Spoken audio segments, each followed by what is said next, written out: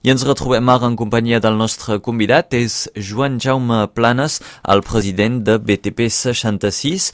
Avui amb ell volem també seguir aquesta sèrie d'entrevistes que fem sobre el tema de la independència de Catalunya, una independència que ha estat molt a l'actualitat durant aquest any. Joan Jaume Planes, és un tema que heu anat seguint? Sí, s'ho llegit. Sabeu que jo m'interessi en totes les coses que toquen de prop a la catalanitat, que toquen de prop doncs, a tota la vida dels catalans, i ho són seguit a través dels mitjans de premsa, i doncs me sembla que m'ha ben agradat l'idea de poder tenir una Catalunya independenta. Me sembla que seria, veieu, una bona cosa per jo. És quelcom que hi creieu? Ho veieu possible, la independència de Catalunya? Ho veig difícil. Honestament, ho veig molt difícil, però m'agrada d'hi creure. És això la història. M'agrada d'hi creure, m'agrada que hi hagi gent que tinguin la ficció per anar a tirar aquesta història endavant, i me sembla, al temps de l'Europa, ara, me sembla molt difícil de tenir una independència total. Farem pas un estat català, me sembla que això no pot ser. Però la Catalunya, de l'altre costat, veieu, se pot també un xic, ja ten la seva policia, ja ten els seus funcionaris, ja moltes coses directament sense passar per l'estat de Madrid, doncs veieu que pot continuar a tenir un poc d'aquesta independència que reclamen. Penseu que l'obstacle principal és doncs Europa? Jo som pas un europeu. Som europeu per les bones coses, però hi ha coses que van pas bé dins de l'Europa. L'Europa s'ha fet a l'encontre de tots els principis d'egalitat socials, d'egalitat entre els pobles, i doncs han fet una collonada sense haver fet les fundacions. Han construït l'Europa sobre la playa de Roses, mira, igualment, i ara s'enfonsa. Ja ho veiem amb l'euro, ja ho veiem amb la crisi, ja ho veiem amb el que se passa. Hem pas fet el que calia fer. S'hem anat massa rebents, els nostres dirigents de tots els estats volien anar rebent, i les coses que van rebentes un dia o l'altre se trenca la cara. I és que el que arriba avui amb l'Europa. I doncs, l'Europa és una idea meravellosa, però calia prendre precaucions i ho calia fer un xic més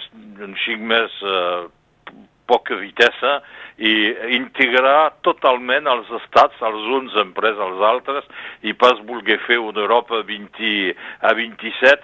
Ara l'Europa caldria que hi hagi 12 o 15 països que siguin ben integrats, que tinguessin els mateixos drets entre ciutadans, els mateixos drets socials, i després integrarien petit a petit els altres.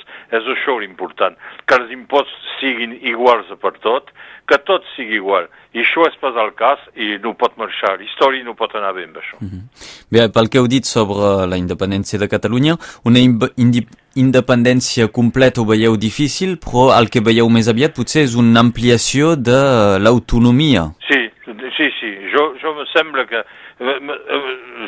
seria bé si ho podien agafar, me sembla que una autonomia més aviat seria ja quelcom de molt bé, i encara tenir un xic més, perquè en tenen un poc ja d'autonomia, però en tenir encara un xic més me sembla que seria quelcom de bé, i que nosaltres també ens podria aportar dins del nostre departament, ens podria aportar segurament quelcom, i de poder treballar amb ells, perquè fins ara són sempre els catalans del sud que han vingut a treballar aquí, i dels nostres hi ha ben pocs que han pogut anar a treballar allà.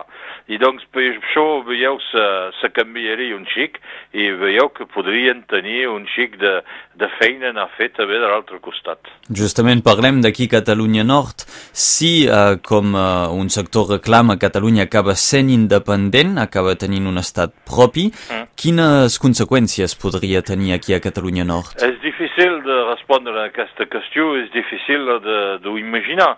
Mais, per ara, el que cal dir és que hi ha un diferencial social des càrregues socials i de manera de fer que hi ha 23%. Un obrer que guanya la mateixa cosa, hi ha 23% de càrregues socials de diferència. Sense parlar de... Bon, la taxa professional ha dispareixit, però ho han reemplaçat per altra cosa. Doncs, sense parlar de totes les patentes, de tots els impostos que tenim a França i que ja coneixem pas. Donc, hi ha una diferència entre les empreses que és, per ara, que beneficia les empreses de Catalunya Sud. Donc, ben segur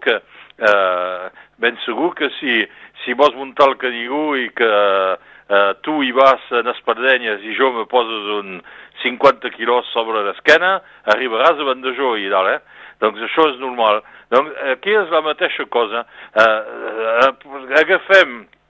Agafem el camí, em sembla, però ells tenen avantatges que nosaltres tenim pas. Doncs això ho cal arribar a fer a gomar, perquè se pot pas continuar així. Doncs ja ho veurem com... De totes maneres, si la Catalunya agafava una autonomia o una independència, l'estat francès ens tindria de sostenir. Ho veieu que ens caldria anar amb ells, llavors, per què pas? Perquè pas fer també una independència del nord i del sud, una autonomia on la Catalunya Nord seria també integrada dins d'aquesta autonomia. Per què pas? I doncs el problema se posaria pas de poc dins dels mateixos termes. I justament si aquesta independència acaba arribant a Catalunya Sud, quina posició podria adoptar l'estat francès o fins i tot els partits polítics d'aquí Catalunya Nord? Jo em sembla que l'estat francès mai deixarà un departament francès poder tenir una autonomia fins que siguem agermanats amb els catalans del sud. Hi ha interessos que ens despassen totalment i pensi pas que hi hagi gaires polítics d'aquí que voldrien aquest reapropament. Doncs, bon, me sembla que és una idea, me sembla pas que se pugui fer, malgrat tot.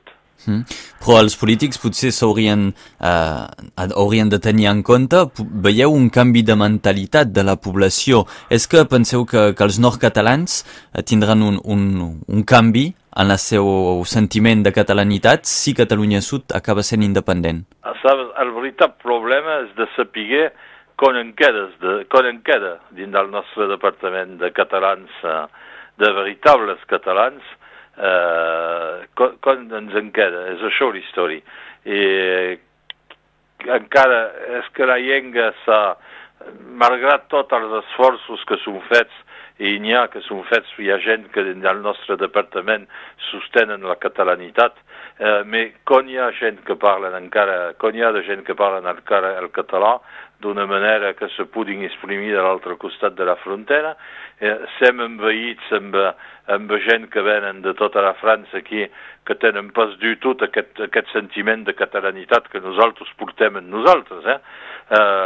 Encara que n'hi ha que són magnífics. Tinc un exemple aquí a Ceret d'un anglès que ja fa 20 anys que és aquí, al bot de 2 anys que era aquí, sabia pas parlar francès, però parlava català.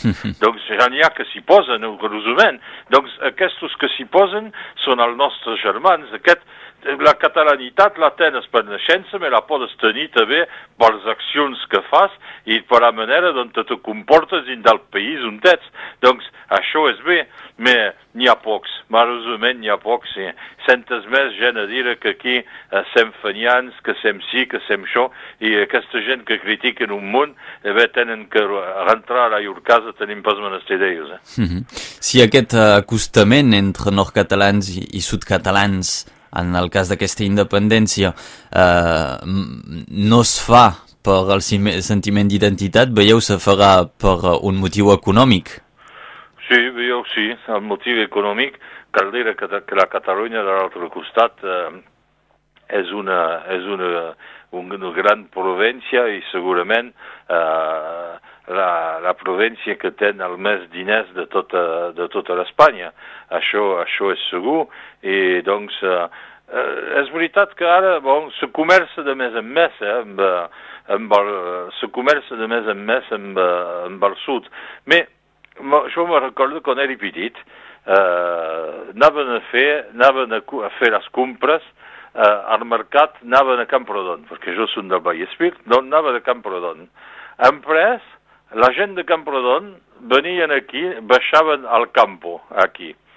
Après, ara tornem allà, i tornaven per fer l'essència, i tornaven per agafar les coses amb aquests supermercats que s'han fet a la Junquera i tot. Tota la vida s'han coneixit aquesta història de dir que un cop anem a Catalunya, un cop són els catalans que venen aquí, sempre hi ha hagut un flux de gent que han circulat, de catalans que han anat de l'altre costat. Però jo, al titre de català del nord, quan són de l'altre costat, me senti a la meva casa també, me senti ben bé, me regali de parlar el català. És difícil perquè és una llengua que maîtrisem mancos bé que el francès, això és segur, però me regali de parlar català ja, me regali d'anar a passar. Jo a les meves vacances sempre me'n vaig cap a Cadaqués i tot això. Mai me'n vaig lluny. Aquí a Catalunya ja ho tenim tot. Ja ho tenim tot. Tot el que volem ho tenim aquí. Tenim pas menester. Nosaltres som un país magnífic. Tenim pas menester de se n'anar a fer viatges enormes. Aquí ho tens tot, tots els paisatges. La Catalunya de l'altre costat hi ha tots els paisatges que podes voler. És un corn veritablement magnífic. Joan Jaume Planes, la independència de Catalunya Sud és al cor de l'actualitat, doncs allà, aquí també se'n parla. És que penseu justament que des de Catalunya Nord ens hem de preparar d'alguna manera per quan Catalunya Sud sigui independent? No sé pas si ens tenim de preparar, però el que és segur és que aquí hi ha per això un munt de gent que són favorables a aquesta independència. Jo me sembla que per discutir amb companys, per discutir rapells i tot això, hi ha gent que són favorables i que volien això com veieu una possibilitat d'estar millor dins del nostre departament també. Même si nosaltres que ens quedem francesos i quedem dins de l'estat francès, me sembla que de tota manera si la Catalunya té autonomia i té independència, per nosaltres no pot que ser millor. Joan Jaume Planes, doncs gràcies per la vostra opinió sobre aquest tema. Acabem aquí aquesta entrevista i acabem també l'any 2011. Algun desig en particular per l'any que ve, per l'any 2012? Sí, en tinc un important de desig, que és que tot el que ens han anunciat com catastrofes i notament el xomatge potencial de 300 obrers, que això sigui pas veritat i que, al contrari, que atrapem encara ressources per crear empleos i que aquest any 2012 sigui un xic com aquest de 2011 i que sigui pas una catàstrofe com tothom sembla dir. Doncs això és el meu desig, el més important. Joan Jaume Planes, president de BTP 66, moltes gràcies. Gràcies. Adéu. Adéu.